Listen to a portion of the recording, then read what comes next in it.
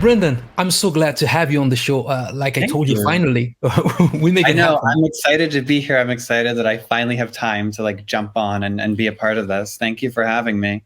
And thank you for your time. But first of all, Brendan, how are Mhm. you? I guess you're busy, maybe Yeah. working on a new project, movies. How are you? Just tell us, how are you, man?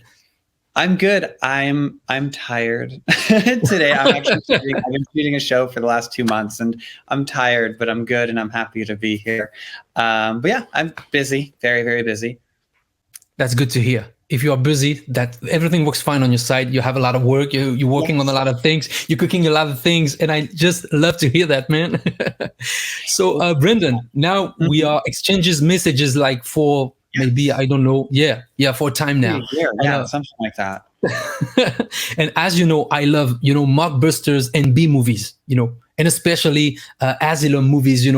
For me, the best entertaining studio ever. They are. They are. That's how I got into it too. I was a fan just like you, and then I kind of was like, well, I want to start with them. So I keep messaging them, always on Instagram about their movies, and they always have, fun and kind words in response to me. I just love them. So, Brendan, you're a director and a producer, and you're a producer Yes. with your company, Atomic Blonde Entertainment, right? That's true. It is true, right?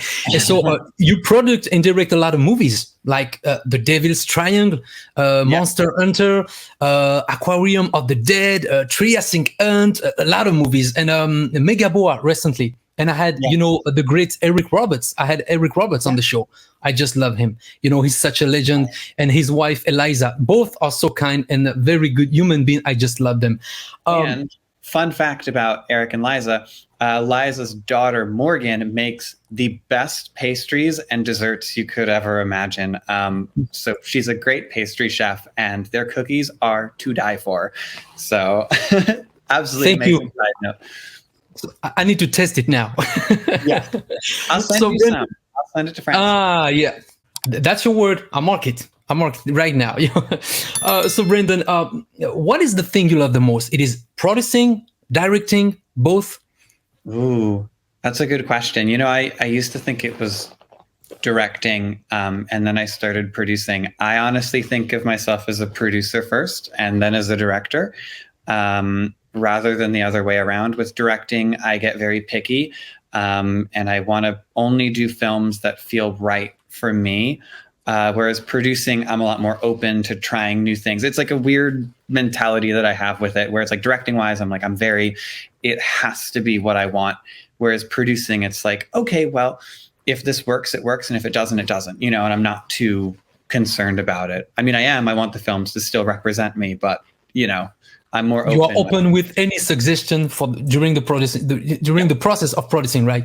Yes. Did you always love, B movies, like growing up, like, watching B movies, sci-fi, creatures, action, gory, and say, hey, this is something I want to do. That's my thing, Yeah, no, I am a huge fan of Roger Corman.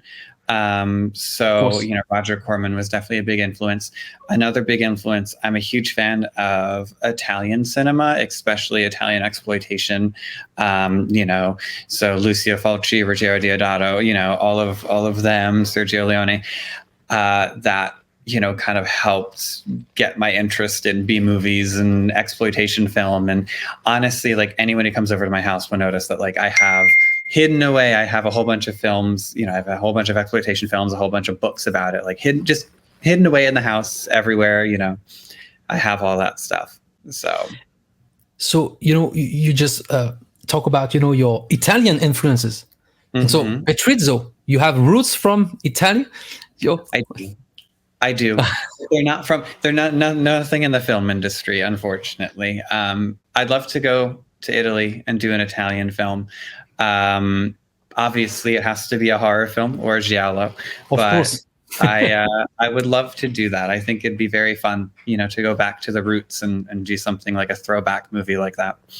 And Brendan, VFX, CGI effect improved nowadays, Like I just, a couple of days ago, I just saw, Planet Dune, and it was quite impressive, and some of Devil's Triangle, the chalk attack and the wide shots of Atlantis were very nice. I guess VFX are the most challenging part, in the low budget movies. It is easier now. VFX are getting better, or you always have to come up with new ideas, during, or maybe in post-prod also, Yeah. And, I think that Glenn and Tammy are, part of the VFX department. Glenn runs it and Tammy kind of helps him too.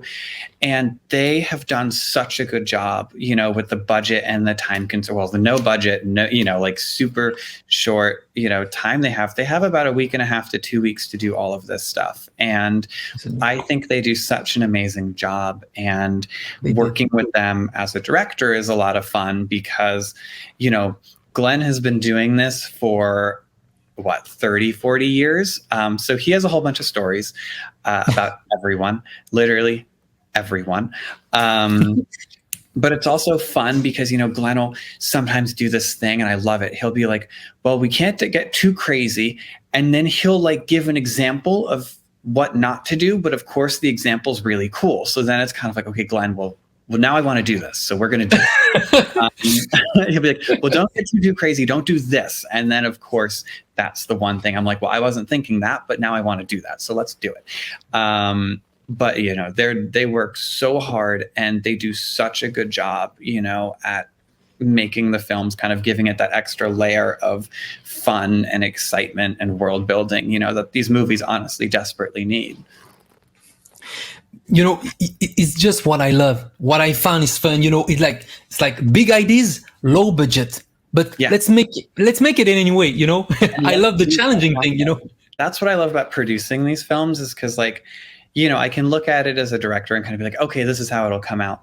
But then producing them, you can kind of step back and be like, well, I'll give them the building blocks. I can put my influence in it, but let's see what they can create in the next month. And it's always exciting going to the premieres and kind of because I'll watch them, I'll watch them go through the edits and I'll watch them as the visual effects come in. But, it's very fun and exciting to see how it goes from you're on set and they'll sometimes look a little dinky and a little, small. And then all of a sudden you add in the visual effects, you add in the monsters and world building and stuff. And you're like, oh, this is really cool. This is fun. People might enjoy this. There'll be one person out there that'll like the movie and, we love that. And you just talk about the premiere. You have a premiere for this kind of movie, but we don't have it here in France. It just imagine that I would love to do to go to a theater and I don't know, watch the Aquarium of the Dead for a premiere. That's crazy. We don't have this kind of stuff here in Europe, especially in France. We don't have it. We need to. I guess it's like a reward for you, you produce a movie and for TV and for VOD, but and then you're gonna have it in the theater for maybe, I don't know, 1 week, 2 weeks, something like this. It'll be in select theaters across America for a week or two, and it's fun. It's fun being able to say I directed a movie. It's in theaters, but it's exciting. I honestly wish we could bring the films over to Europe and kind of do a tour. If we can't show it in 15 theaters, well, why not go on tour with it, kind of like a singer takes an album on tour and just one night in one theater and just kind of hop around Europe. I want to do it here in America too, kind of change it up, make it more fun, bring the actors too. You can do a little meet and greet.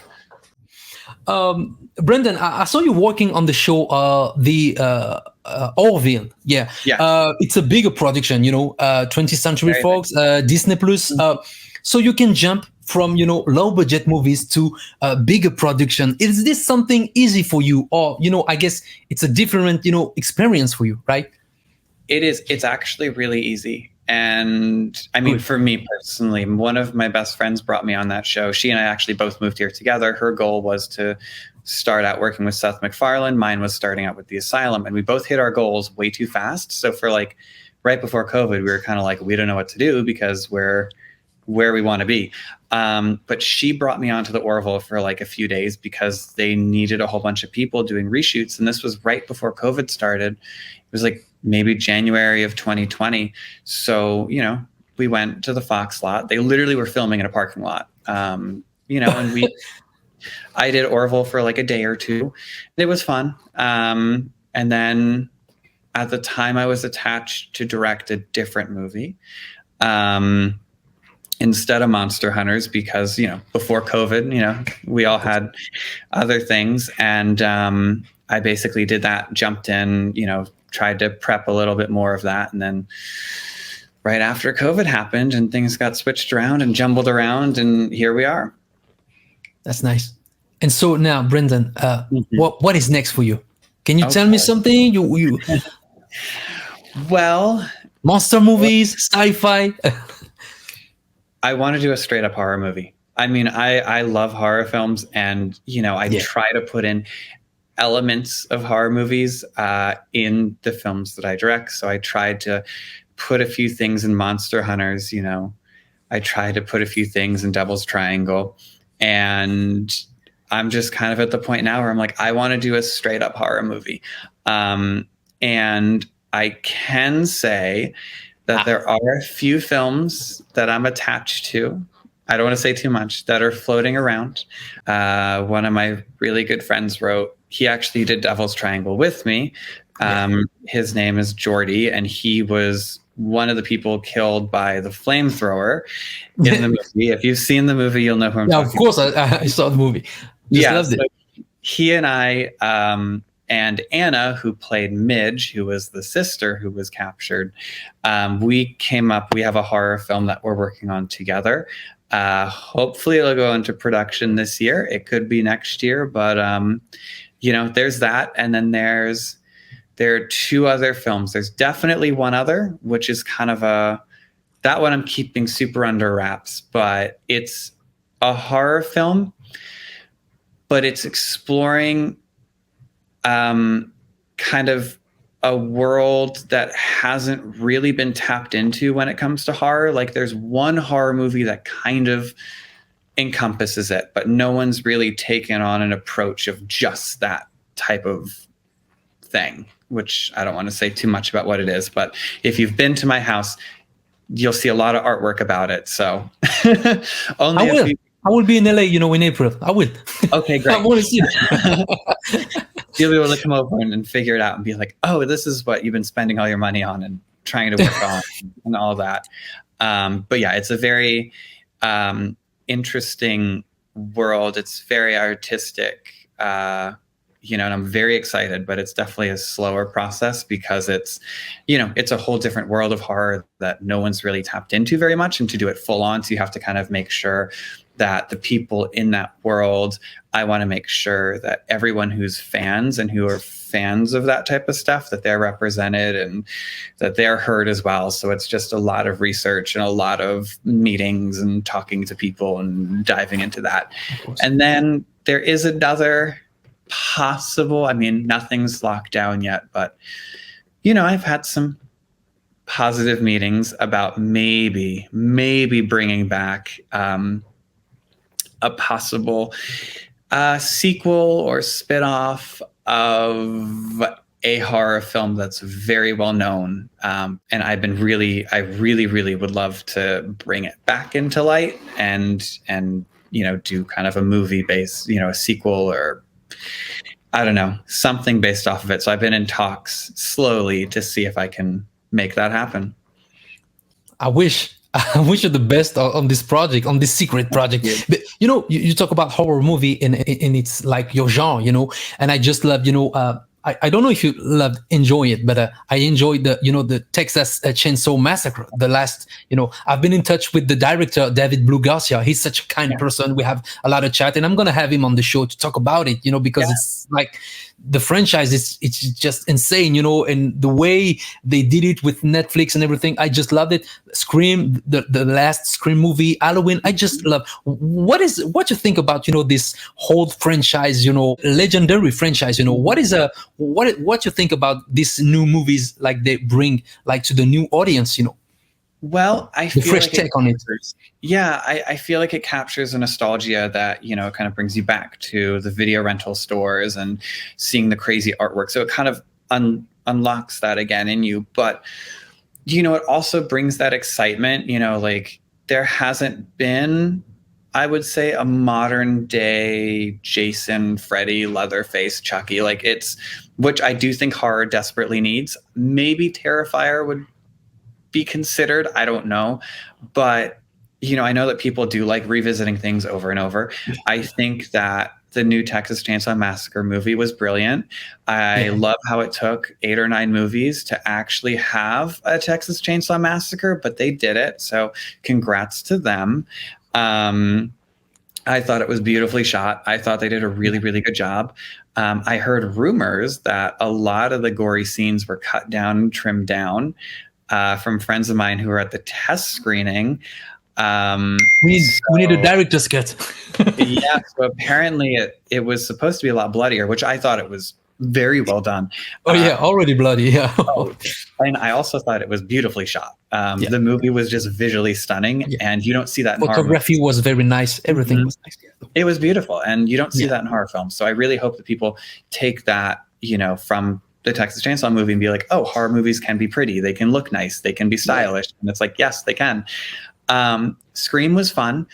I felt that they needed to do a better job with memorable kills because people watch slasher movies for crazy kills. And I feel like that movie had none of that, but it was still fun. It still had that funness to it. That's nice to have your thoughts on those kind of movies. Brendan, man, take care of you, and I will let you know. Definitely, we stay in touch. Thank you for your time. Thank you to be here with us. And just take care of you, man. Talk to you soon. Yeah. Bye, Brendan. Bye.